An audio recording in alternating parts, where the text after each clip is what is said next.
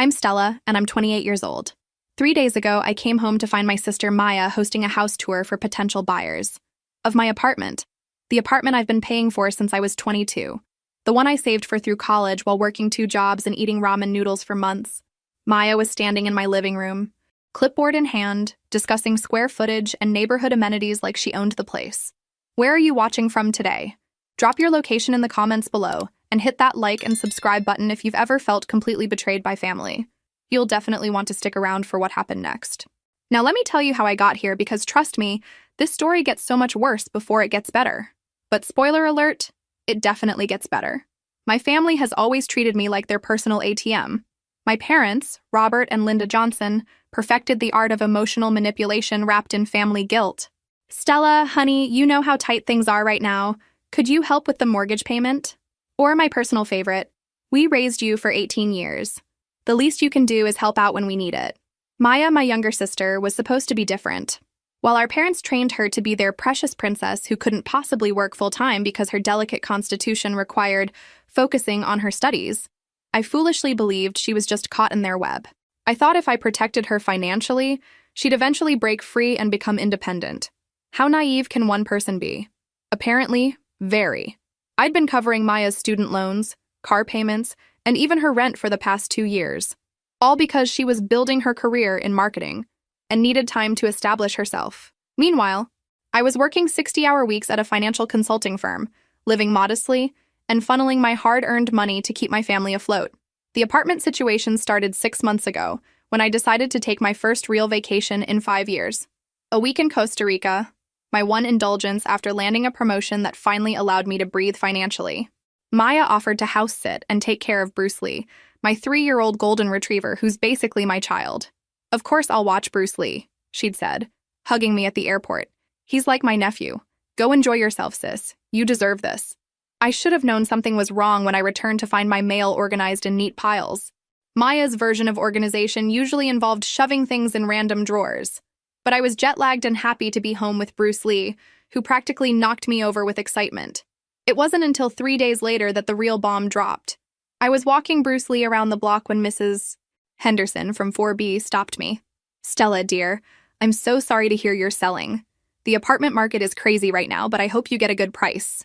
I laughed, thinking she'd confused me with someone else. Oh, Mrs. Henderson, I'm not selling. Maybe you're thinking of the unit in 3A? Her face went pale. But I saw the listing online. Your apartment, 5C. The realtor even showed it yesterday while you were at work. My blood turned to ice. What realtor? That evening, I did what any rational person would do. I called Maya. Hey, what's up? She answered, sounding perfectly casual. Maya, someone told me my apartment is listed for sale. Do you know anything about that? Long pause. Too long. That's weird. Maybe it's a mistake. A mistake that involves someone giving tours of my apartment? Stella, you're being paranoid. Who would even do something like that? But I knew. Even as she deflected and made me feel crazy for asking, I knew. The next morning, I found the listing online. There it was. My apartment, photographed beautifully, described as a motivated seller's dream opportunity. Listed by Bradley & Associates Real Estate, with Maya Johnson as the contact person. Maya Johnson, my sister, using my last name like she had every right. I called the real estate office, pretending to be an interested buyer. Hi, I saw the listing for the apartment on 5th Street. Is it still available? Absolutely, that's a beautiful unit. Miss Johnson has been very motivated to sell quickly. We actually have another showing scheduled for this afternoon if you'd like to see it. Miss Johnson. My sister was selling my apartment. I hung up and stared at my phone, trying to process what I'd just learned. Then I did something I'd never done before. I called in sick to work. I needed to see this for myself. At 2 p.m., I positioned myself across the street from my building. Sure enough, a sleek black sedan pulled up, and a woman in a sharp business suit emerged. She was followed by a young couple who looked like first-time buyers, all nervous excitement and shared glances. And then I saw Maya, my little sister, dressed in one of my blazers, the expensive one I'd bought for client meetings, walking toward my building like she owned it. I watched through my building's lobby window as Maya led the couple to the elevator. She was animated, gesturing enthusiastically, clearly in full sales mode. This wasn't some confused mistake or misunderstanding. This was deliberate, calculated. This was my sister actively trying to sell my home out from under me. The showing lasted 45 minutes. When they came back down, the couple looked impressed. The realtor shook Maya's hand professionally, and I could see them scheduling something on their phones. I sat in my car, hands shaking, trying to understand how my own sister could do this to me. But more importantly, I was trying to figure out how she thought she could get away with it. That's when I remembered something I'd forgotten in all the chaos of the discovery. Something that was about to turn this whole situation around. 6 months ago, when I'd upgraded my home security system, I'd installed cameras throughout the apartment. Not just the obvious ones by the front door, but discreet ones in the living room, kitchen, and home office. Maya didn't know about the cameras. She had no idea that every conversation, every document she'd signed, every moment of her betrayal had been recorded in crystal clear HD video. As I sat there watching my sister shake hands with the realtor who was helping her steal my home, I realized something important. For the first time in my adult life, I held all the cards. And Maya was about to learn that I was done being the family pushover. Let me back up and explain how I became my family's personal piggy bank, because understanding my past will make what happens next so much sweeter. It started when I was 16. My parents sat me down for what they called a family financial planning meeting. Sounds official, right? What it actually was. A guilt session designed to make me feel responsible for everyone else's money problems. "Stella," my father said, spreading out bills on the kitchen table like he was dealing cards, "you're the smart one in this family. You understand responsibility." Translation: "You're the one we can manipulate most easily." "Maya's still young," my mother added, stroking my sister's hair like she was petting a cat. "She needs time to figure herself out. But you've always been mature for your age." Even at 16, I knew this was problematic. But when your parents spend your whole childhood telling you that being responsible and helpful makes you the good daughter, you believe them. The first request was small. Could I use my part-time job money to help with groceries this month? Dad's commission was late, and Maya needed new school clothes for her junior year. Of course I said yes. I wanted to be helpful. I wanted to be the daughter who saved the day. That was my first mistake. Once you establish yourself as the family bailout fund, you never stop being one. College was where things got really ridiculous. I qualified for academic scholarships and worked 3 jobs: campus bookstore, weekend catering, and tutoring rich kids in accounting. I lived in the cheapest dorm, bought used textbooks, and survived on dining hall food and whatever snacks I could afford. Meanwhile, Maya decided she wanted to attend a private college 3 states away. No scholarships, no job, just dreams of sorority life and spring break trips. Guess who my parents called when the tuition bills came due? "Stella, sweetheart," my mother said during one of our weekly guilt calls. "You know how proud we are of you for being so independent. Maya's having a harder time adjusting to adult responsibilities." Right. Because they'd never asked her to have any. "She's struggling with her course load, and we think adding a job would be too stressful. Could you help with her expenses? Just until she gets on her feet?" I was eating instant oatmeal for dinner while tutoring calculus to pay my own rent. But sure, let me send money to fund Maya's social life. The pattern continued after graduation. I landed a good job at Morrison Financial Consulting, not through connections or family help, but because I'd graduated summa cum laude and impressed them during a rigorous interview process. Finally, I thought, I could start building my own life. Wrong again. Dad's construction business hit a rough patch. Mom's part-time retail job didn't cover their mortgage. Maya was exploring her options after college, which apparently meant living at home, sleeping until noon, and spending her days at yoga classes and coffee shops with friends. "Just temporarily," became the family motto. Everything was always temporary. The help they needed, Maya's unemployment, their financial struggles, all temporary situations that required permanent solutions from me. I bought my apartment at 25, thinking I was finally establishing independence. It was a modest 1-bedroom in a decent neighborhood. Nothing fancy, but it was mine. I could afford the mortgage, utilities, and still send money home because, despite everything, I loved my family. Here's the thing about being the responsible one. You convince yourself that your sacrifices are noble. You're helping. You're keeping the family together. You're being the bigger person. What you're actually doing is enabling a system where everyone else gets to be irresponsible while you carry the load. Last year was when I should have drawn the line.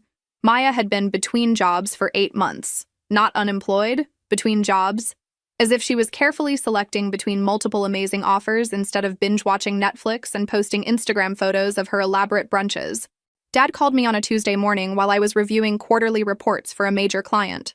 "Stella, we've got a situation." In dad speak, situation meant financial crisis that requires your immediate attention and money. Maya's student loans are in default. If we don't bring them current, it's going to affect her credit score permanently. Here's what he didn't mention. Maya had been ignoring the loan payments for 6 months, not because she couldn't afford them, but because she'd decided they weren't a priority. Shopping was a priority. Daily Starbucks runs were a priority. Student loans, those were future Maya's problem.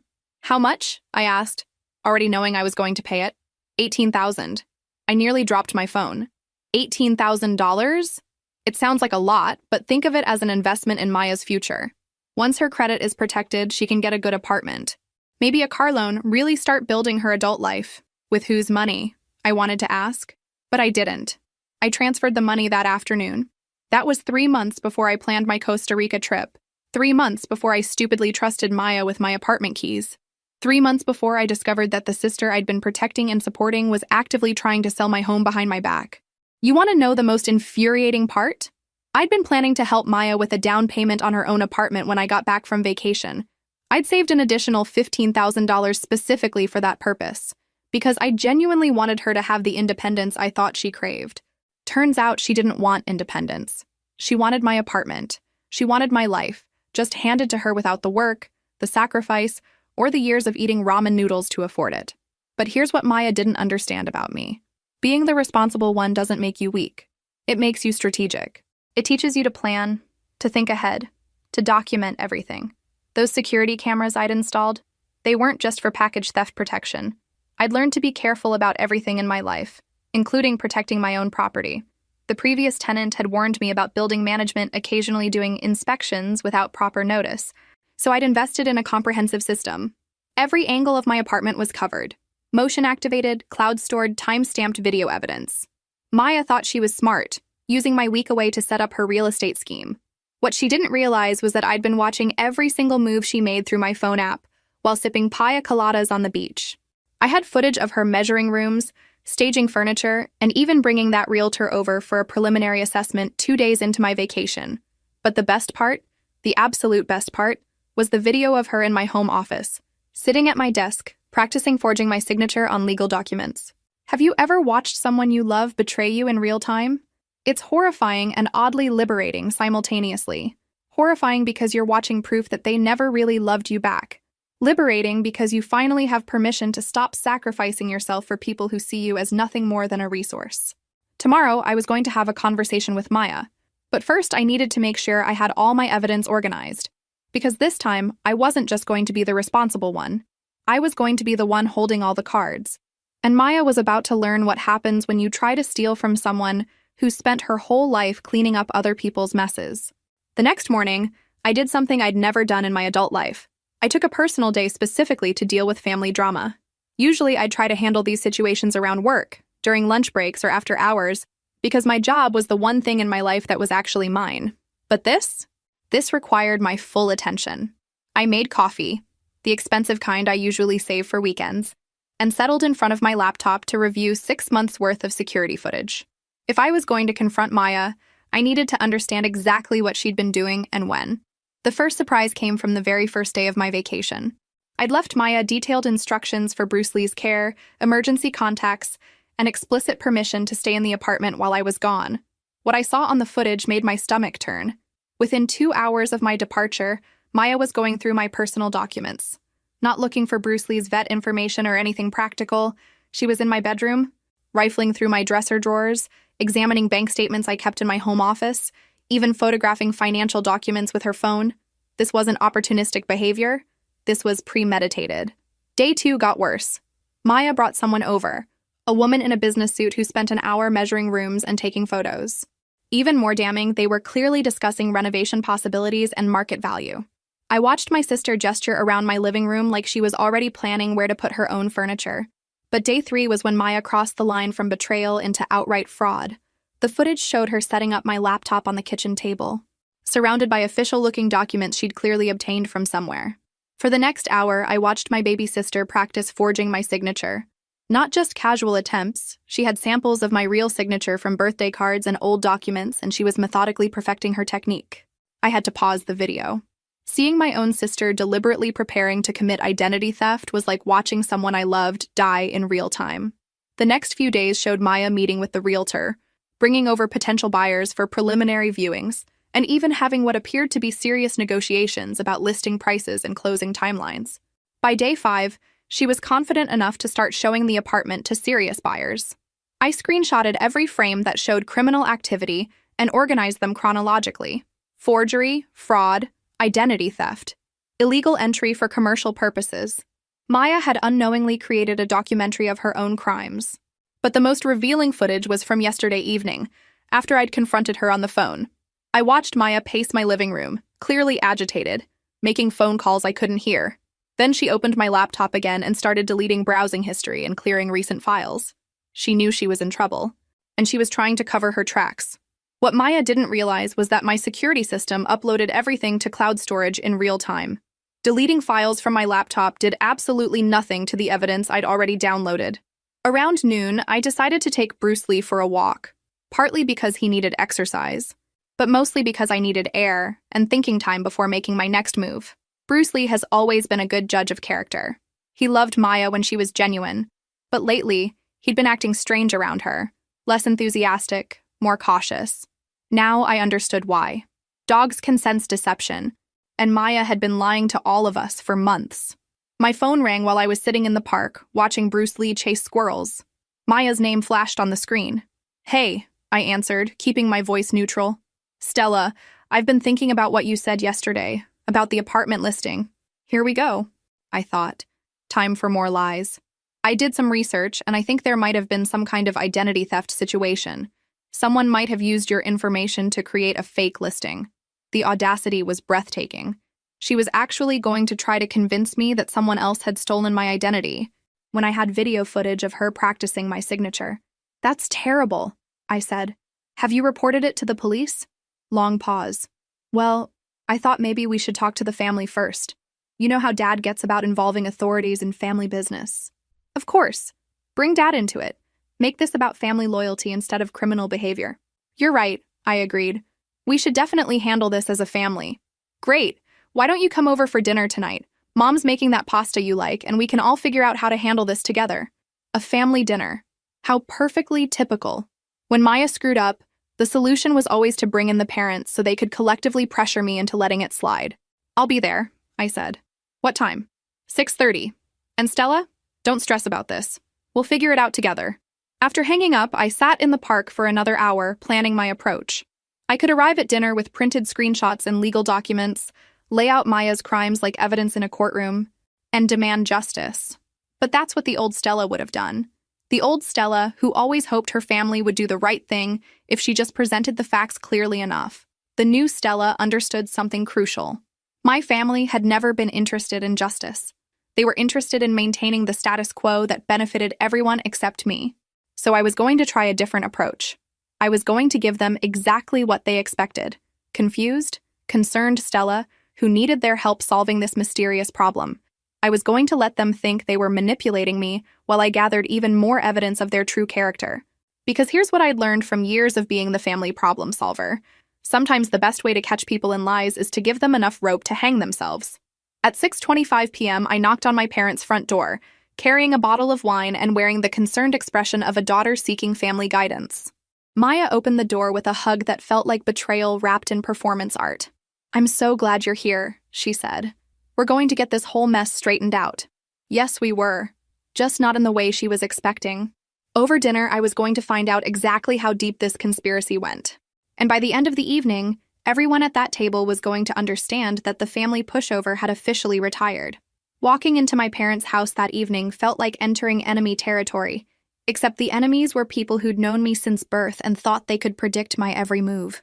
Mom had indeed made her famous garlic pasta, the same meal she'd used to soften me up before countless financial requests over the years. Dad was already halfway through a beer, which meant he was in "let's all be reasonable adults" mode. Maya hugged me again at the door, and I noticed she was wearing my earrings. The silver hoops I'd bought myself for my birthday last year. Small detail, but telling. In Maya's mind, what was mine was already hers.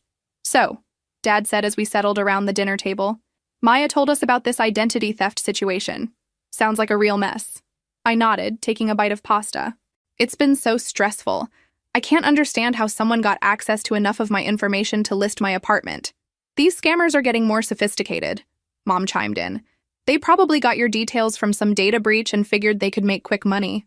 The lies came so easily to them. So, I wondered if they'd practice this conversation, or if deception was just their natural language. The weird thing is, I continued, the realtor I spoke with said the contact person was named Maya Johnson. Same last name as ours. What are the odds? I watched Maya's face carefully. She didn't flinch, but her chewing slowed slightly. That is weird, she said. Probably just a coincidence, though. Johnson's a pretty common name. Definitely, Dad agreed quickly. The important thing is figuring out how to get this sorted out without damaging your credit or causing legal problems. Legal problems. Interesting choice of words from someone supposedly innocent. Actually, I said, setting down my fork, I've been thinking maybe I should just sell the apartment myself. The reaction was immediate. Maya nearly choked on her wine. Mom's eyes lit up with excitement, and Dad leaned forward with sudden interest. Really? Mom asked. That's a big decision, honey. I know, but maybe this identity theft thing is a sign. I've been carrying the mortgage by myself, plus helping everyone else with expenses. Maybe it's time to downsize, get some financial relief. I was laying bait, and they were taking it eagerly. That's very mature thinking, Dad said. Real estate market's good right now. You could probably get a nice price. The thing is, I continued, I'd want to keep it in the family. Maybe Maya could help me navigate the sale. You know, since she's been so good with practical things lately. Maya's poker face was impressive, but I caught the split-second calculation in her eyes. She was trying to figure out how to position herself as helpful, while hiding her existing knowledge of my apartment's market value. I'd be happy to help, she said carefully, though I don't have much experience with real estate. Don't sell yourself short, I replied. You've always been smart about these things. The conversation continued through dessert, with my family gradually warming to the idea of me selling my apartment. They made helpful suggestions about staging, pricing, and timing. Mom even offered to help with packing, which was rich considering she'd never offered to help me move in. What struck me most was how easily they assumed this decision would benefit them. Dad started talking about how the sale proceeds could help me get ahead financially, meaning have more money available for family emergencies. Mom mentioned that Maya had been looking for a place to rent, and wouldn't it be wonderful if I could help with her deposit once I had extra cash? They were already spending my money, and I hadn't even decided to sell.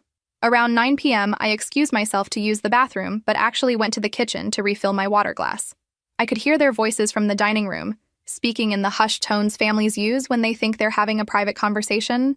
This could work out perfectly, Mom was saying. If Stella sells and downsizes, she'll have money freed up right when Maya needs to get settled. We just have to make sure she doesn't get any crazy ideas about keeping all the profits to herself, Dad replied. She needs to remember that family comes first. Maya's been so helpful with this whole identity theft thing, Mom continued. Stella should show some appreciation. I stood in the kitchen, listening to my parents plan how to manipulate me into funding Maya's life with the proceeds from selling my home, and something inside me crystallized into diamond-hard clarity. This wasn't just Maya acting alone. This was a family conspiracy. They all knew. Maybe not the specific details of Maya's fraud, but they knew she was involved in the apartment listing. They were using the identity theft story to cover for her, while positioning themselves to benefit from whatever outcome emerged. I returned to the dining room with renewed purpose. You know what? I said, settling back into my chair. I think I'm going to call that realtor tomorrow, the one who's supposedly been dealing with the fake listing. Maybe I can learn more about how this identity theft happened. The temperature in the room dropped 10 degrees. Are you sure that's wise? Dad asked. Sometimes it's better to let sleeping dogs lie. But I want to understand how someone got so much detailed information about my apartment. They knew my address, square footage, even my phone number. These scammers have ways, Maya said quickly. They're very sophisticated. Still, I persisted, the realtor might have seen whoever was pretending to be me. Maybe there's security footage or something. The panic in Maya's eyes was subtle but unmistakable. You know what might be easier? Mom suggested. Why don't we just have the listing removed and forget the whole thing?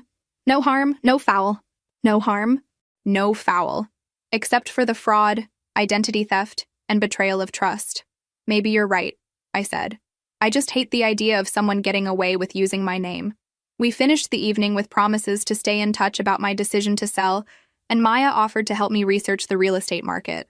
She actually volunteered to handle the preliminary research while I focused on work, which was brazenly perfect. As I drove home, I realized my family had just shown me exactly who they were. Not through their words, but through their assumptions. They assumed I would never discover Maya's involvement. They assumed I would prioritize family harmony over personal justice. They assumed I was still the pushover who would sacrifice anything to keep everyone else happy. Tomorrow, I was going to prove all of those assumptions wrong. But first, I had a phone call to make to Bradley & Associates Real Estate. It was time to have a conversation with the realtor who thought Maya Johnson was authorized to sell my apartment. And after that conversation, I was going to give my family one more chance to tell me the truth. If they chose to keep lying, well, then they were about to learn what happened when you underestimated Stella Johnson. The next morning, I called in late to work and dialed Bradley & Associates Real Estate at exactly 9 a.m. Time to see how deep this rabbit hole went. Good morning. This is Jennifer at Bradley & Associates. How can I help you? Hi, Jennifer. I'm calling about the apartment listing on 5th Street. I'm Stella Johnson, the owner. Pause. I'm sorry, could you repeat that? Stella Johnson. I own the apartment that's currently listed for sale with your agency. Longer pause. Let me transfer you to Amanda Bradley. She's been handling that listing. While I waited on hold, I pulled up the voice recording app on my phone. In my state, I was legally allowed to record conversations as long as one party, me, knew about it. Ms. Johnson? Amanda Bradley had a crisp, professional voice. I have to say, this is a bit confusing. We've been working with Maya Johnson on this listing for several weeks. I know, that's my sister. But I'm the actual owner of the apartment. Your sister? But she's been representing herself as the owner. She provided documentation. This was interesting. What kind of documentation?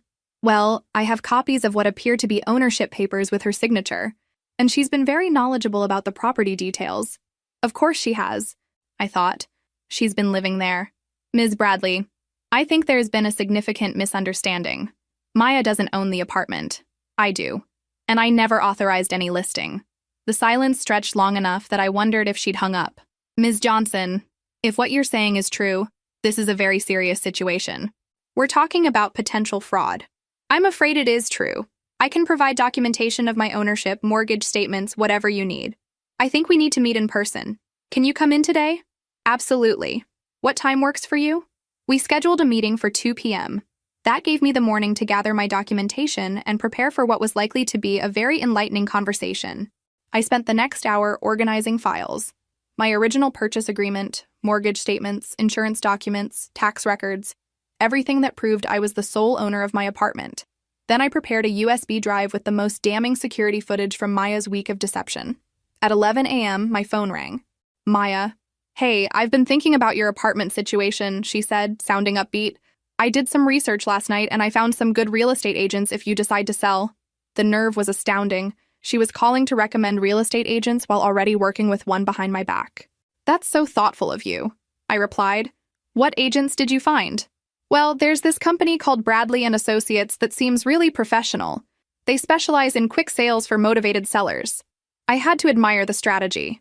By recommending the agency she was already working with, Maya could later claim she was just being helpful when the truth came out.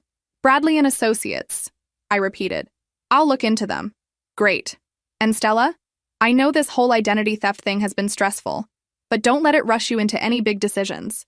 Take your time figuring out what you really want. What I really wanted was for my sister to stop lying to me. But that ship had sailed. Thanks, Maya. You've been so supportive through all of this. That's what sisters are for. After hanging up, I sat staring at my phone. Maya's performance was flawless, concerned, helpful, innocent. If I didn't have video evidence of her crimes, I might actually believe she was just being a good sister. But I did have evidence. Hours of it. At 2 p.m. sharp, I walked into Bradley & Associates with a briefcase full of documentation. Amanda Bradley turned out to be a woman in her 40s with the no-nonsense demeanor of someone who'd been dealing with real estate drama for decades. Ms. Johnson, she said, shaking my hand. I have to say, this is one of the more unusual situations I've encountered. I imagine so. Can you tell me exactly what my sister told you? Amanda pulled out a thick file. Maya Johnson contacted us 6 weeks ago, saying she needed to sell her apartment quickly due to a job relocation. She provided what appeared to be proper documentation of ownership and seemed very familiar with the property details. What documentation specifically? Copies of ownership papers, mortgage information, property tax records. Everything appeared legitimate. I opened my briefcase and pulled out my originals. These are the real documents. You can compare signatures and dates. Amanda examined my papers carefully, then pulled out Maya's submissions. Even I could see the obvious differences. Maya's forged signatures were close but not perfect, and several of the dates were wrong. "Oh my God," Amanda breathed. "She falsified everything." "It gets worse." I handed her the USB drive. "This contains security footage from my apartment showing Maya preparing these documents and meeting with you for property viewings." Amanda's face went pale as she realized the implications. "Ms. Johnson, we need to involve the police immediately. This is fraud on multiple levels." "I know, but first I need to understand something. Did Maya sign any binding agreements with your agency?" "She signed a listing agreement authorizing us to market the property. If she doesn't actually own it, then she committed fraud by signing documents claiming to be the owner."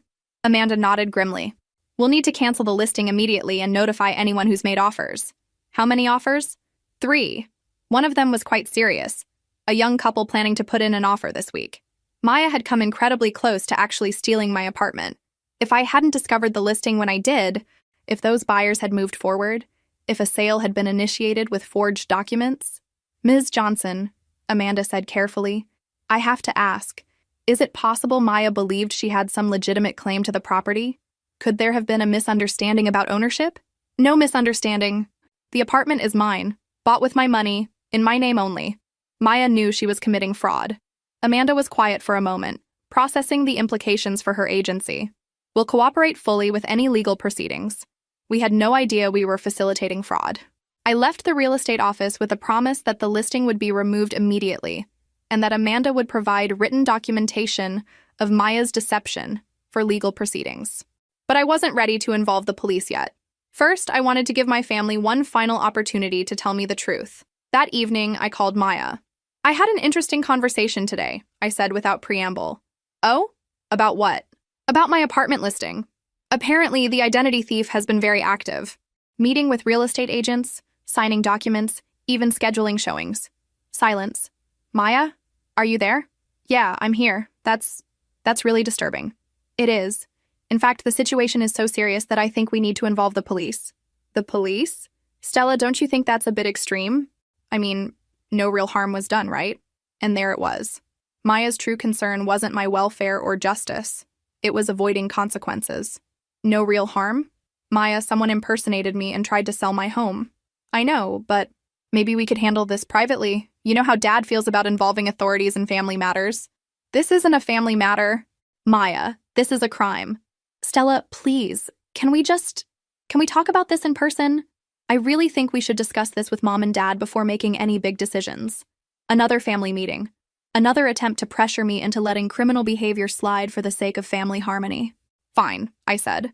"Tomorrow night. But Maya? This is the last time we're handling this as a family. If I don't get complete honesty from everyone, I'm filing a police report." Okay, that's fair. I'm sure we can work everything out." After hanging up, I realized something had fundamentally shifted in how I viewed my family. For years, I'd believed their financial exploitation came from desperation or poor judgment.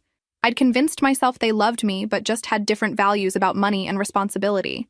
Now I understood the truth. They didn't see me as a person deserving of respect and consideration.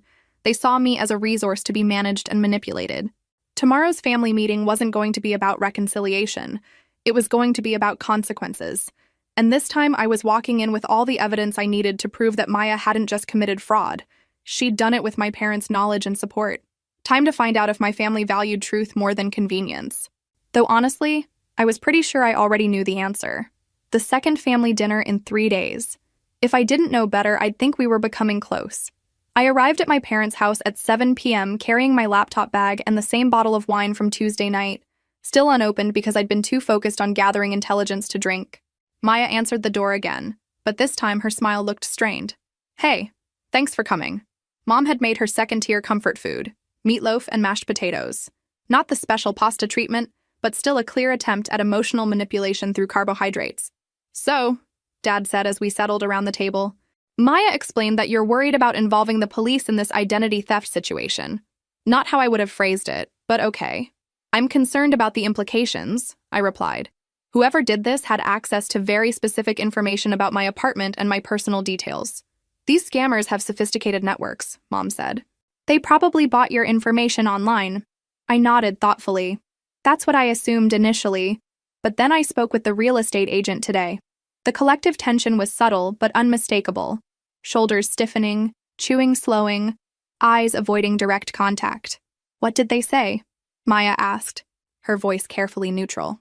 "Interesting details about the person who's been impersonating me. Apparently, this imposter has been very involved in the listing process. Multiple meetings, document signings, property showings." "Wow," Dad said. "They really committed to the scam." "They did. In fact, Amanda Bradley, that's the realtor, was impressed by how knowledgeable this person was about my apartment, almost like they'd been living there." Maya's fork clinked against her plate. "The most fascinating part," I continued, "is that this imposter used the name Maya Johnson.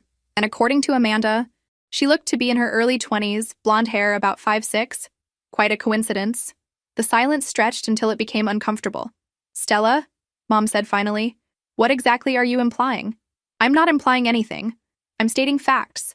Someone using Maya's name and matching Maya's description has been trying to sell my apartment." "That's impossible," Dad said quickly. "Maya's been helping us around the house this week."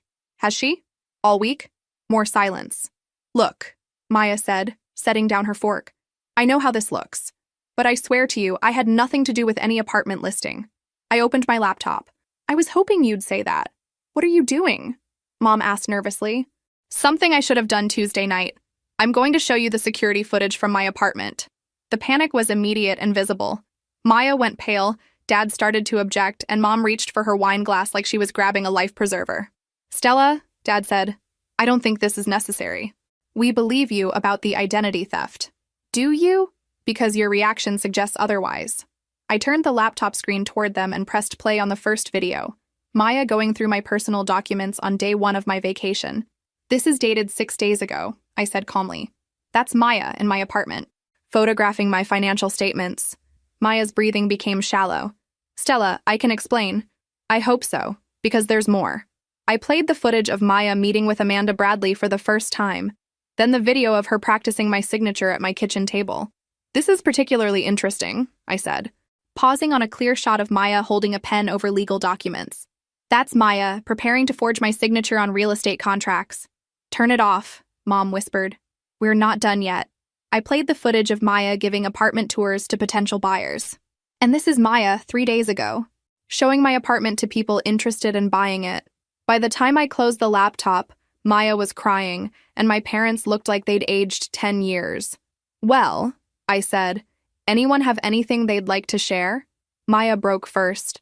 "I'm so sorry, Stella. I never meant for it to go this far." "How far did you mean for it to go?" "Exactly what was the plan here? I was so tired of living at home. I needed my own place, and I knew you had extra money from your promotion. So you decided to steal my apartment?" "Not steal. I thought maybe if I could show you how much the apartment was worth, you'd consider selling and helping me buy something smaller." The logic was breathtaking in its selfishness. "By impersonating me and forging legal documents?" I panicked when you started asking questions. I thought if I could just get through the listing process, maybe we could figure out a solution together. I turned to my parents. "And you two? When did you find out?" Mom looked at Dad, who cleared his throat uncomfortably. "Maya told us about her plan on Monday night." "Before or after I called asking about the apartment listing?" "Before," Dad admitted. "So when I came here Tuesday night asking for help with this identity theft, you all knew Maya was the one who'd been impersonating me?"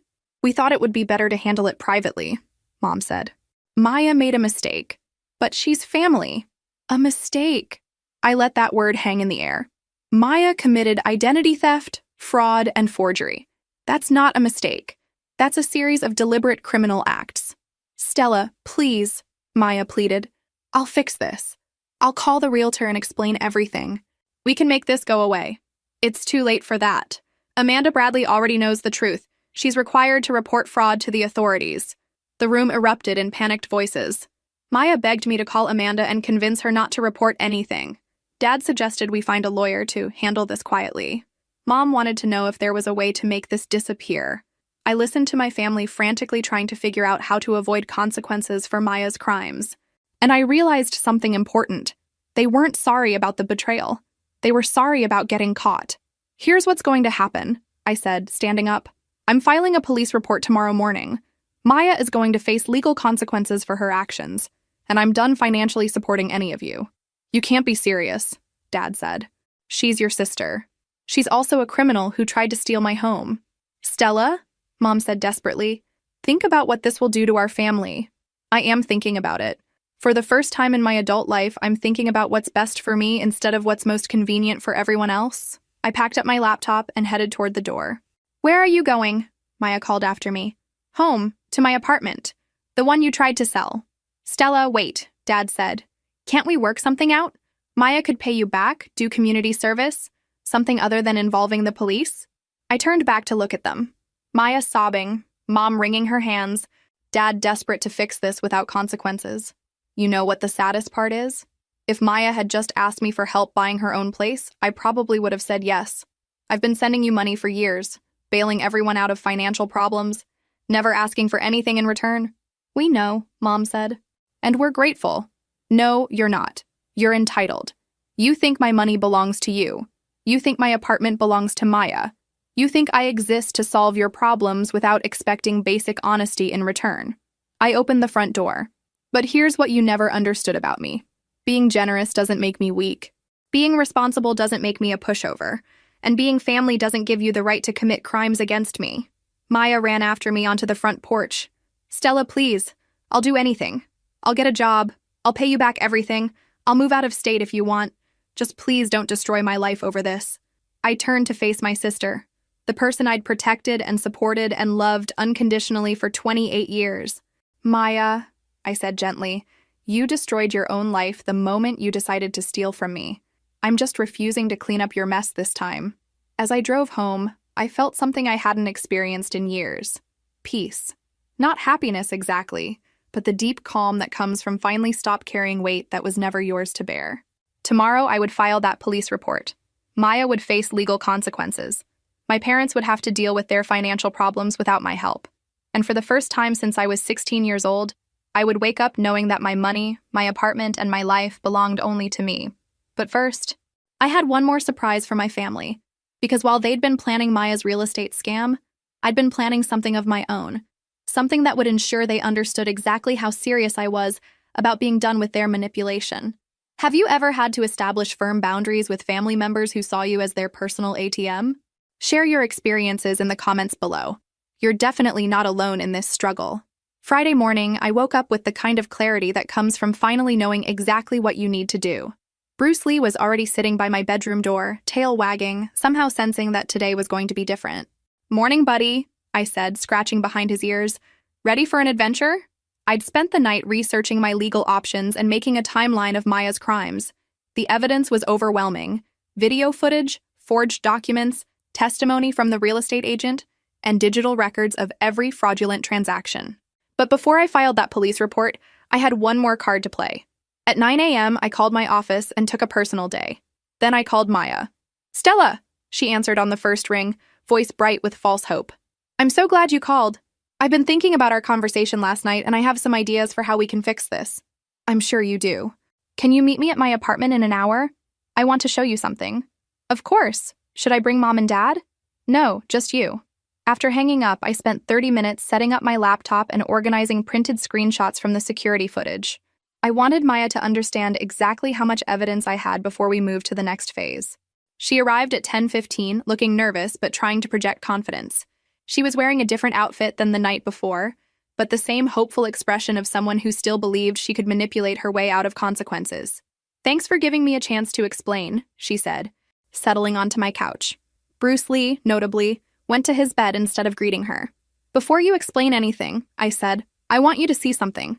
I opened my laptop and pulled up a compilation video I'd created overnight. Every piece of incriminating footage edited together chronologically. Maya meeting with the realtor, forging my signature, staging my apartment for buyers, even the moment she deleted files from my computer thinking she was covering her tracks. As the video played, Maya's face went through a fascinating progression. Surprise, embarrassment, panic, and finally resignation. How long have you known? She asked when it ended. I've been watching you in real time since day 2 of my vacation. Every conversation with Amanda Bradley, every forged document, every lie you told our parents. Maya's shoulders slumped. So when you came to dinner Tuesday night, I was giving you chances to tell the truth. You chose to lie. She was quiet for a long moment, staring at her hands. What do you want me to do? I want you to understand something, Maya. This isn't about money or jealousy or family dynamics. You committed serious crimes, identity theft, fraud, forgery. These are felonies. I know. And I'm sorry. I was desperate and stupid, and I thought I could figure out a way to make it work for both of us. By stealing my home? By showing you that you had options.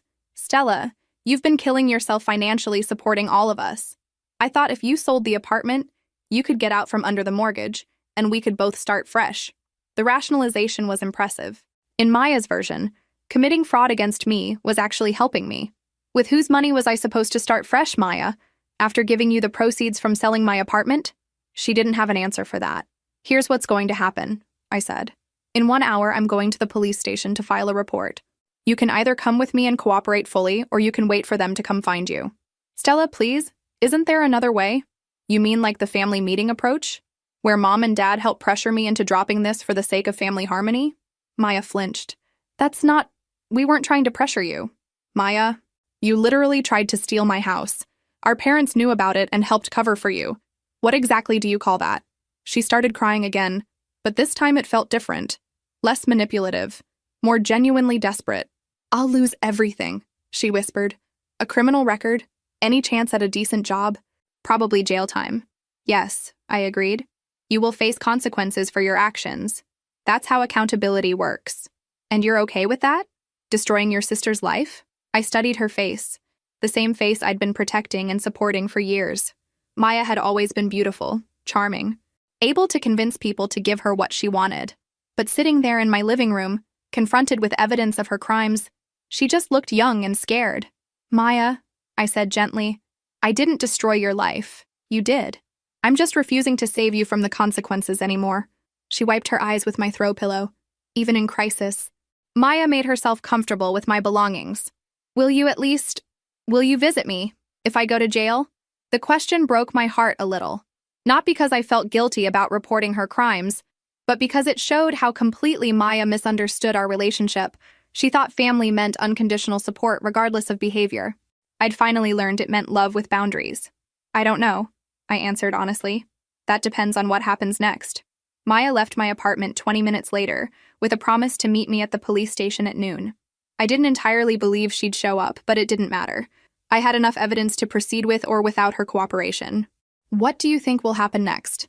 Will Maya actually show up to take responsibility? Or will she try to run? Let me know your predictions in the comments below. The police station was busier than I expected for a Friday afternoon. I checked in at the front desk and explained that I needed to report identity theft and fraud.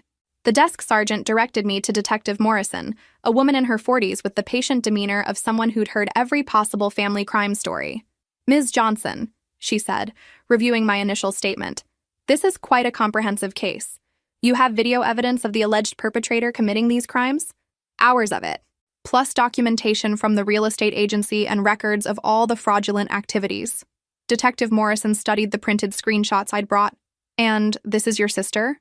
Yes, Maya Johnson, 24 years old. Has she been arrested before? No. This is her first offense, as far as I know. The detective made notes as I walked her through the timeline.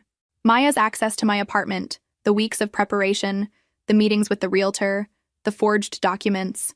Ms. Johnson, Detective Morrison said finally, I have to ask, is it possible your sister believed she had some legitimate claim to the property? Joint ownership? Inheritance rights? Anything like that? No, the apartment is mine alone. Maya knew she was committing fraud. And you want to pursue full prosecution? I thought about Maya's tearful face that morning, her genuine fear about jail time, the way our parents would react when they learned their baby girl was facing criminal charges. Then I thought about the years of financial exploitation, the elaborate planning that went into this betrayal, and the fact that Maya had never once apologized for the crime itself, only for getting caught. Yes, I said firmly. I want to pursue full prosecution. Detective Morrison nodded and began preparing the paperwork. As she typed, she mentioned something that made my blood freeze. I should mention, Ms. Johnson, when we run the property records for evidence, we'll also check for any pending transactions or liens. Sometimes these fraud cases get complicated if the perpetrator actually succeeded in initiating a sale. The room felt suddenly cold. What do you mean, succeeded in initiating a sale? Well, if your sister actually signed purchase agreements or initiated closing procedures, There could be additional legal complications. I hadn't thought about that possibility. What if Maya had gone further than just listing the apartment? What if she'd actually accepted an offer and started the sale process? Detective Morrison, I said carefully, how quickly can you check those records? Let me make a call. As she reached for her phone, mine rang. Unknown number. Hello? Ms. Stella Johnson, this is James Patterson from Patterson Legal Services. I'm calling regarding some irregularities we've discovered in a real estate transaction involving your property. My stomach dropped. What kind of irregularities? Ma'am, I think we need to meet in person to discuss this. Are you available this afternoon? James Patterson's law office was in one of those downtown buildings that screams expensive legal problems. As I sat in the waiting room, I tried to convince myself that whatever irregularities he'd discovered were minor technical issues that could be easily resolved. I was wrong. Ms. Johnson, Patterson said as he led me into his office, I represent Harbor City Title Company. We've been processing what we believe to be a legitimate sale of your apartment until some discrepancies came to our attention. He opened a thick file on his desk. 3 days ago, we received a purchase agreement for your property signed by Maya Johnson, claiming to be the owner. The buyers put down a $10,000 earnest money deposit. My mouth went dry. $10,000? The sale was scheduled to close next Friday. However, when we ran our standard ownership verification this morning, we discovered that Maya Johnson is not listed as the property owner. You are. I felt dizzy. Maya hadn't just been playing with the idea of selling my apartment. She'd actually accepted an offer and was 1 week away from completing the theft. Where is the $10,000 now? I asked. That's where this gets complicated. The earnest money was deposited into an escrow account managed by our office, but Maya Johnson provided banking information for where the funds should be transferred after closing. Her account? We assume so. We haven't verified those details yet, pending resolution of the ownership question. Patterson pulled out more documents. Ms. Johnson, I have to ask, did you authorize your sister to act on your behalf in any real estate transactions? Absolutely not. I had no idea she was even showing the apartment to buyers, let alone accepting offers. Then we're looking at a very serious fraud case.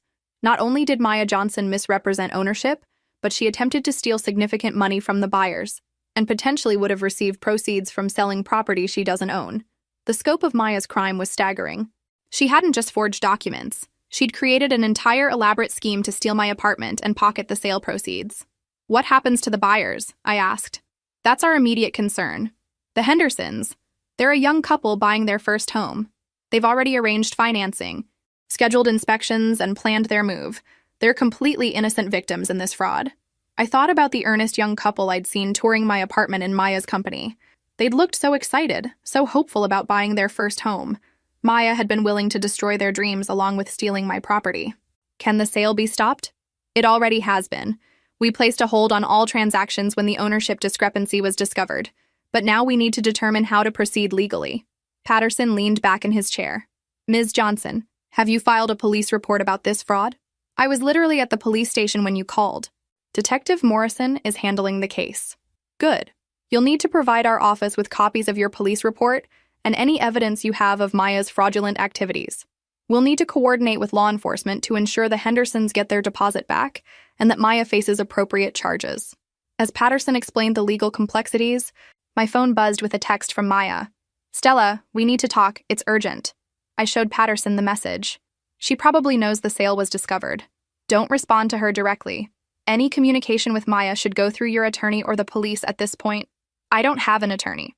You need one. This case involves real estate fraud, identity theft, and potentially multiple felony charges. Maya's crimes are more extensive than simple document forgery. I left Patterson's office with a referral to a criminal attorney and a new understanding of just how close Maya had come to successfully stealing everything I'd worked for. The earnest money deposit alone was more than Maya had ever contributed to any family financial crisis. She'd been willing to steal $10,000 from innocent buyers on top of stealing my apartment. Back at the police station, Detective Morrison reviewed the new information with the grim expression of someone whose case had just become much more complicated. Ms. Johnson, with this additional evidence, we're looking at multiple felony charges: theft by deception, forgery, fraud, and potentially conspiracy if we can prove your parents knew about the attempted sale. My parents knew about the listing, but I don't know if they knew about the actual sale. We'll need to investigate that. Can you think of any reason Maya would have believed she could get away with this? I thought about Maya's confidence during our family dinners, her willingness to recommend the real estate agency she was already working with, her apparent belief that she could manipulate the situation to her advantage. Maya's always been able to charm her way out of consequences, I said. Our parents have spent her entire life bailing her out of problems and making excuses for her behavior. And you? I've been her financial safety net for years. Maya's never had to face real consequences for anything. Detective Morrison nodded. That might explain her confidence, but not her access to detailed information about your property. To forge ownership documents convincingly, she'd need more than just your signature. She was right. Creating believable forgeries of mortgage statements, tax records, and ownership papers would require significant knowledge of my financial situation. Detective, I said slowly, Maya house sat my apartment for a week. She had access to all my personal documents, my computer, my mail, so she could have photographed or copied anything she needed. Everything. Banking information, legal documents, even my signature from various papers. As Detective Morrison took notes, I realized something that made my stomach turn. Maya's betrayal hadn't been a desperate, last-minute decision. It had been a methodical, premeditated crime that she'd been planning since the moment I'd asked her to watch my apartment. She'd probably agreed to house-sit specifically to gain access to the information she needed to steal my home. Ms. Johnson, Detective Morrison said, I need to ask, is there any possibility Maya had accomplices in this scheme? What do you mean? Forging this many documents, navigating real estate procedures, managing escrow accounts. It's sophisticated for a first-time criminal. Did Maya have help from someone with real estate or legal experience? I thought about Maya's confidence during the sale process, her knowledge of technical procedures, her ability to fool professional real estate agents and title companies. I don't know, I admitted. But you're right. Maya doesn't have experience with any of this stuff. We'll need to investigate that angle. If Maya had professional help, this could be part of a larger fraud operation.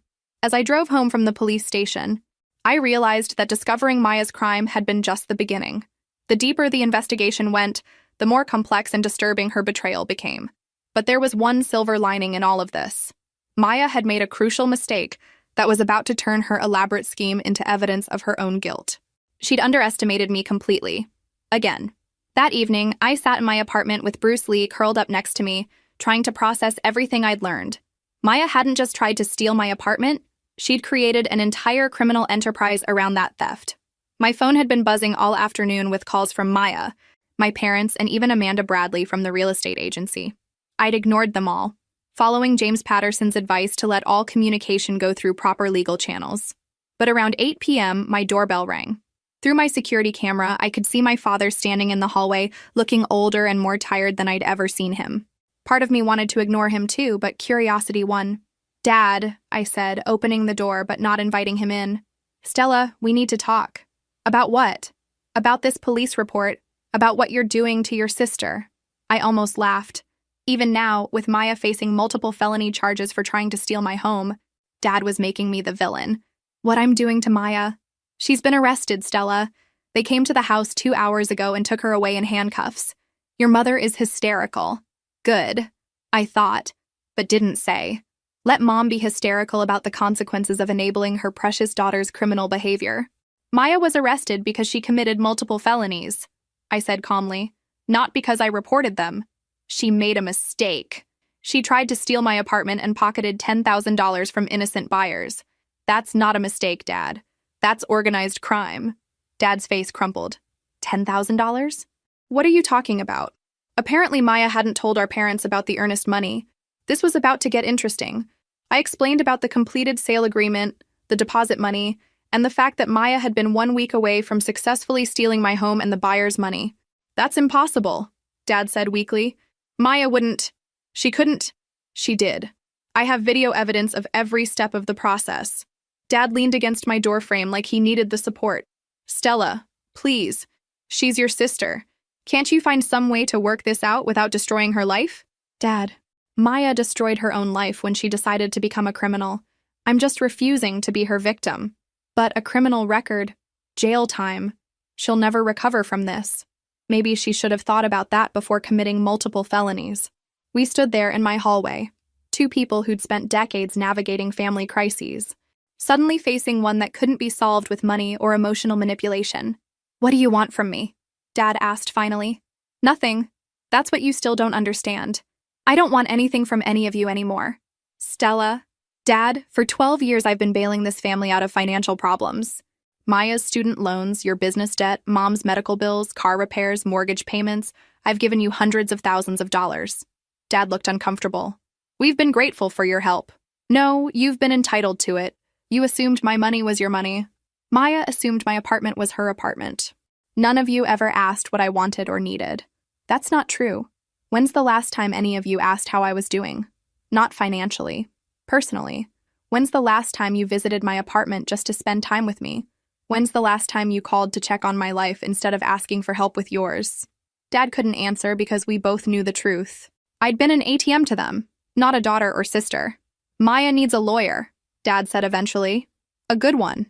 This is serious. Yes, it is. We can't afford— Don't. I held up my hand. Don't you dare ask me to pay for Maya's defense attorney after she tried to steal my home. Stella, please. She's family.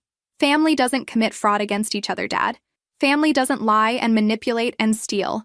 What Maya did was unforgivable. Nothing is unforgivable between family.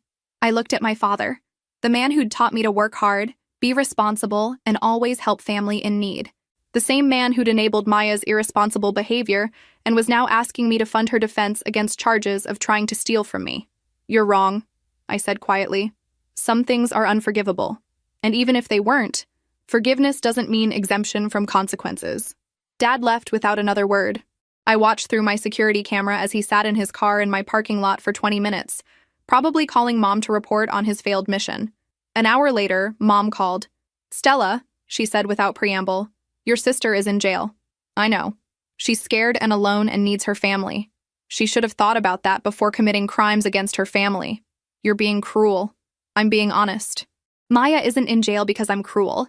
She's in jail because she's a criminal. She made a mistake. Mom, stop calling it a mistake. Mistakes are accidental. Maya spent weeks planning how to steal my apartment. She forged legal documents, lied to professionals, and accepted money from innocent buyers. Those are deliberate crimes. She was desperate. For what? She's been living rent-free in your house, driving a car I helped pay for with no responsibilities or consequences for anything. What was she desperate for? Independence. Then she should have gotten a job and earned it, not stolen it from me. Mom was crying now. Stella, please, I'm begging you. Drop the charges. Maya's learned her lesson. Has she? Because according to the police, Maya hasn't shown any remorse for the crimes themselves. She's only upset about getting caught. That's not true. Mom, when Maya called me this morning, did she apologize for trying to steal my apartment? Or did she just ask me not to report it? Silence. Maya isn't sorry for betraying me. She's sorry for facing consequences. And you and Dad aren't concerned about justice or accountability. You just want everything to go back to the way it was, with me solving problems and everyone else avoiding responsibility. What do you want from us? Mom asked. Nothing. I want nothing from any of you. And that's the problem. You can't understand a relationship that isn't based on me giving you something. After I hung up, I realized something important. For years, I'd believed that my family's financial exploitation was a character flaw I could fix with patience and boundaries. Now I understood it was a fundamental difference in values. They saw relationships as transactional. I thought they saw them as emotional connections. Maya's betrayal had forced me to see the truth. My family didn't love me despite taking advantage of me. They loved me because I allowed them to take advantage of me. Tomorrow, Maya would be arraigned on multiple felony charges. My parents would probably spend their savings on legal fees trying to minimize her consequences. And I would finally be free to build a life based on mutual respect instead of one-sided sacrifice. But there was still one more surprise coming that would show my family exactly how serious I was about being done with their manipulation. Because while they'd been focused on Maya's arrest, I'd been planning my next move. Something that would ensure they understood that the old Stella, the pushover who always bailed everyone out, was gone forever. Saturday morning brought an unexpected visitor. I was drinking coffee and reviewing emails when my doorbell rang again. This time, it was Maya's court-appointed attorney. Ms. Johnson, I'm Rebecca Santos from the Public Defender's Office. I represent Maya Johnson. I invited her in, curious about what Maya's lawyer wanted to discuss. I'll be direct, Santos said, settling into my living room chair. Maya is facing serious charges. Identity theft, fraud, forgery, and theft by deception. She's looking at significant jail time. I understand that. However, if you were willing to make a victim impact statement expressing forgiveness and requesting leniency, It could substantially impact her sentencing. There it was. Even through her lawyer, Maya was still trying to manipulate me into making her problems disappear. Ms. Santos, has Maya expressed remorse for her crimes? She's very sorry about how this situation has affected your family. That's not what I asked. Is Maya sorry for committing fraud against me, or is she sorry for getting caught? Santos hesitated. She regrets that her actions led to legal consequences. So she's sorry for getting caught. Ms. Johnson, Maya is young. A felony conviction will follow her for the rest of her life. It will impact her ability to get jobs, housing, loans. Good. Maybe facing real consequences will teach Maya something her family never did.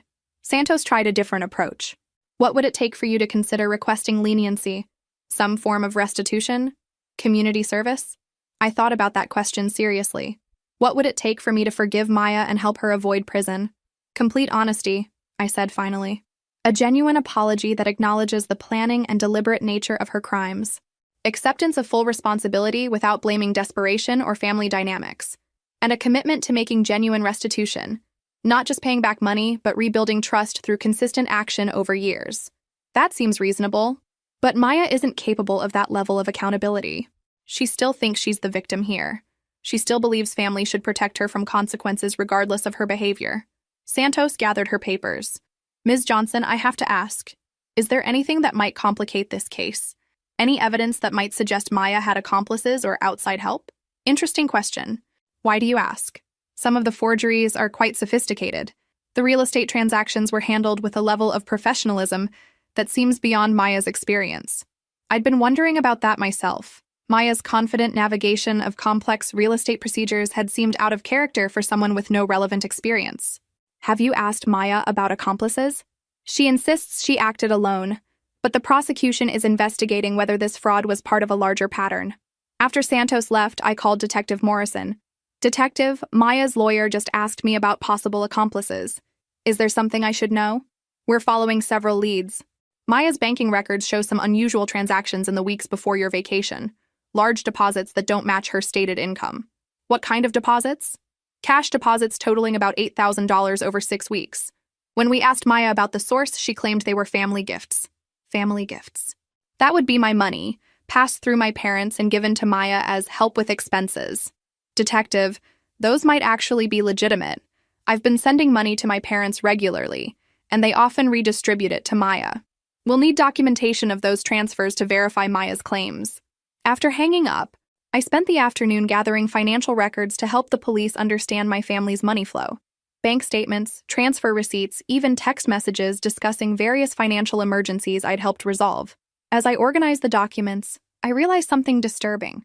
The pattern of financial assistance to my family had intensified significantly in the months before my vacation. In January, Dad's business needed an emergency loan. February brought Mom's unexpected medical bills. March required Maya's car repairs. April saw increased temporary support for Maya's living expenses.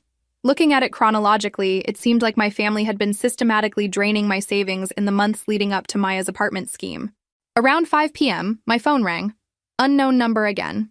Ms. Johnson, this is Detective Carson from the Financial Crimes Unit. I'm working with Detective Morrison on your sister's case. How can I help you? We need to meet in person to discuss some developments in the investigation. Can you come to the station tomorrow morning? What kind of developments? We'd rather discuss this in person. Can you be here at 9 a.m.? Should I bring my attorney? Long pause. That might be wise. After hanging up, I sat staring at my phone. Something about Detective Carson's tone suggested Maya's case had taken a significant turn. I called the criminal attorney James Patterson had recommended and left a voicemail requesting an emergency consultation. Then I did something I hadn't done in weeks.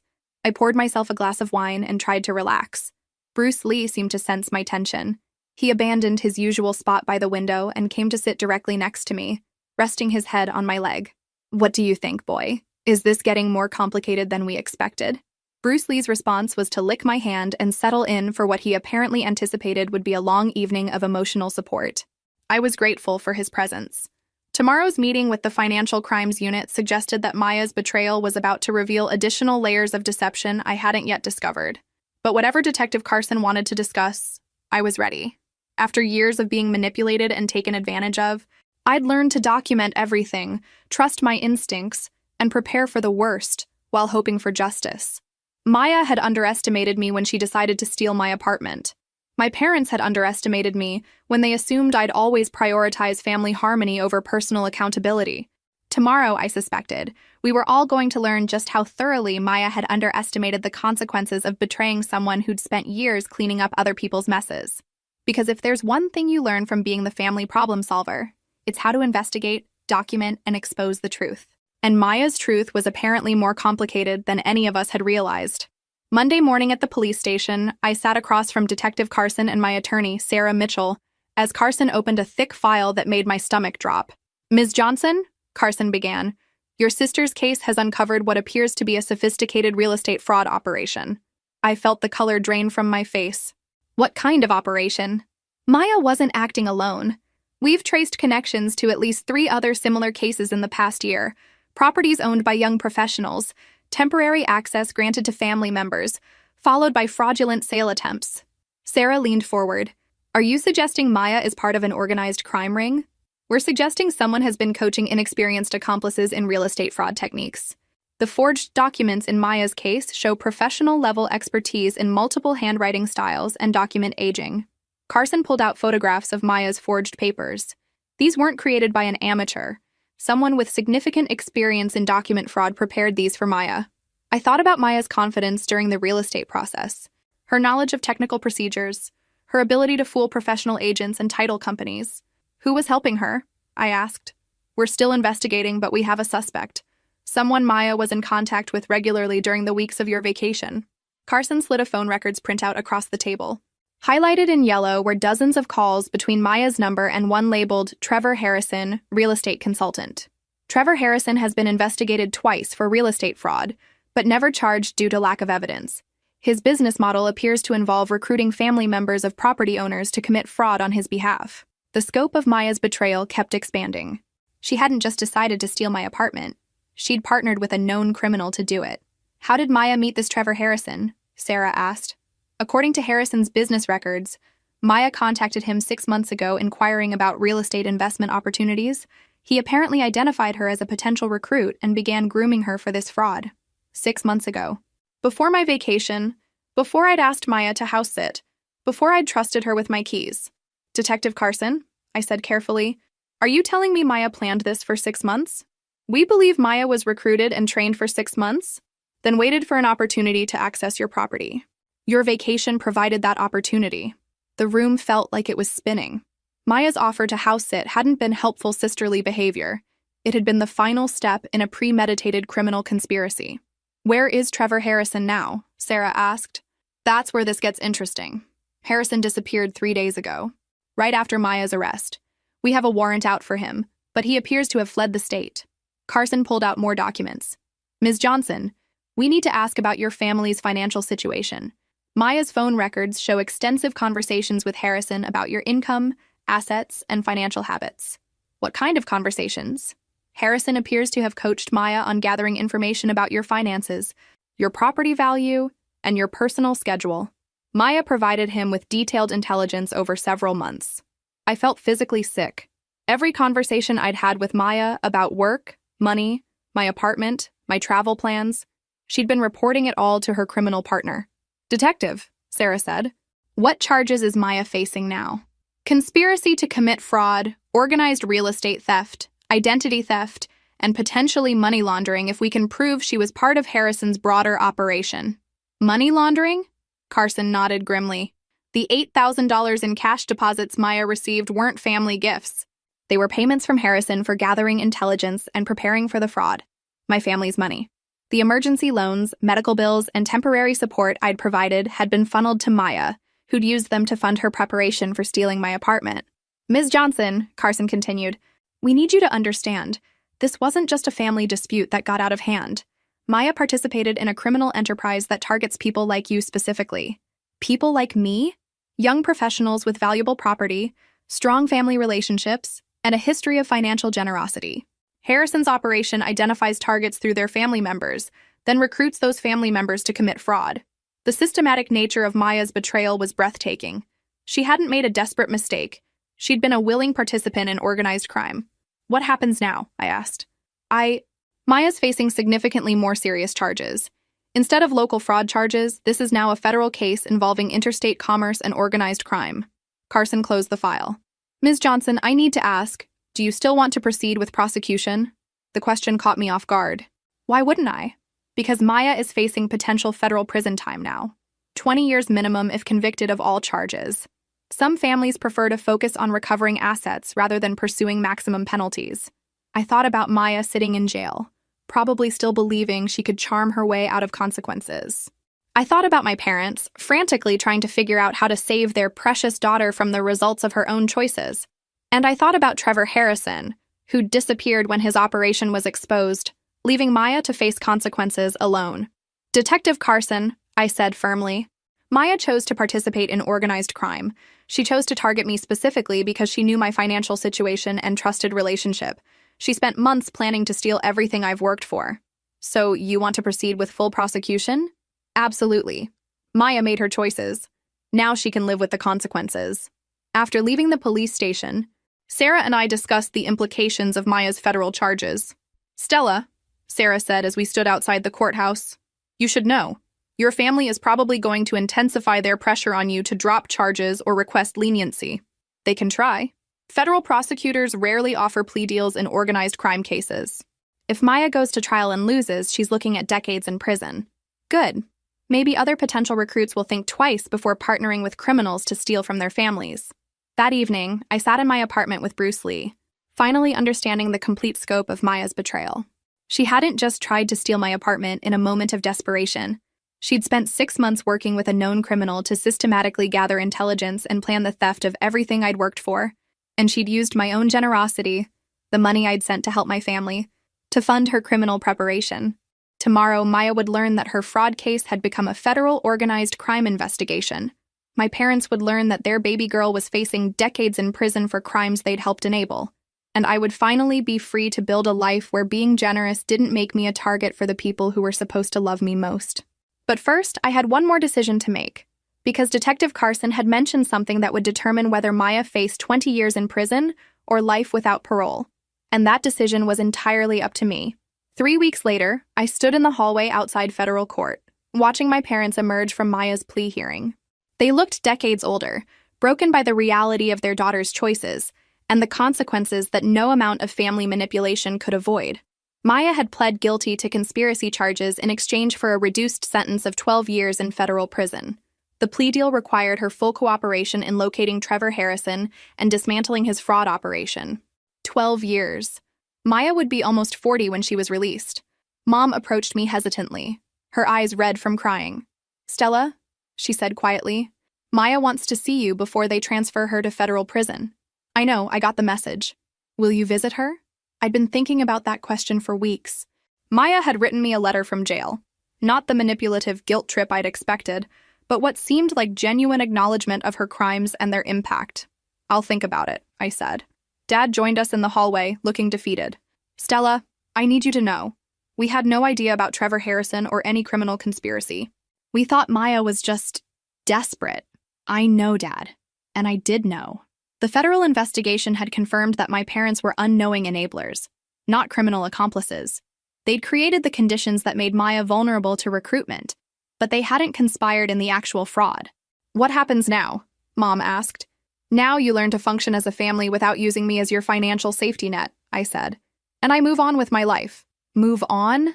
I'd been waiting for the right moment to share my news. I'm relocating to Denver. I got a promotion with my company's Colorado office. The shock on their faces was almost comical. They'd never considered that I might leave, might choose to build a life away from their constant financial crises and emotional manipulation. But we're family, Mom protested weakly. Yes, we are. And family means love and support, not exploitation and betrayal. When you're ready to have that kind of relationship, you know how to reach me. I walked away from my parents and out of the courthouse, feeling lighter than I had in years. The Denver job was real. An opportunity I'd been offered months ago but had initially declined because I thought my family needed me. Maya's betrayal had shown me the difference between being needed and being used. My apartment sold within 2 weeks of listing it properly. After paying off the mortgage and covering moving expenses, I had enough left over to buy a house in Denver with a large fenced yard for Bruce Lee and space for the home office I'd always wanted. On my last day in the city, I visited Maya at the federal detention center. She looked younger in her prison uniform, vulnerable in a way I hadn't seen since we were children. The confident manipulator was gone, replaced by someone who finally understood the weight of her choices. "Stella," she said as we sat across from each other in the visiting room. "I'm sorry." "Are you? For what specifically?" "For betraying you. For using your trust to steal from you. For working with Trevor to target you deliberately." Maya's voice was steady, clear. "I'm sorry for becoming the kind of person who could plan to destroy her sister's life for money." It was the apology I'd needed but never expected to hear. "Maya, what made you think you could get away with it?" She was quiet for a long moment. "Because you always saved me. Every time I messed up, you fixed it. I thought even if you found out, you'd find a way to make it okay. And now? Now I understand that love doesn't mean exemption from consequences. You loved me enough to let me face the results of my choices instead of enabling them." We talked for another hour. Maya told me about her cooperation with federal investigators, her genuine remorse for the families Trevor's operation had targeted, and her plans for prison education programs.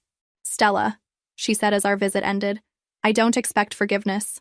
I know what I did was unforgivable, but I want you to know, discovering who I really was, what I was capable of, it's changed me. Prison isn't punishment to me. It's accountability I should have faced years ago." 3 months later, I was settled in Denver with Bruce Lee, who'd adapted to mountain life with enthusiastic approval of hiking trails and off-leash dog parks. My parents called occasionally, stilted conversations where they updated me on their lives without asking for money or help. It would take time to rebuild trust, if that was even possible. Maya wrote letters regularly, real letters about books she was reading, classes she was taking, and genuine reflection on her choices. I wrote back sometimes, but our relationship would never be what it once was. From my home office window, I could see the Rocky Mountains and remember what it felt like to believe my worth was measured by my willingness to sacrifice for others.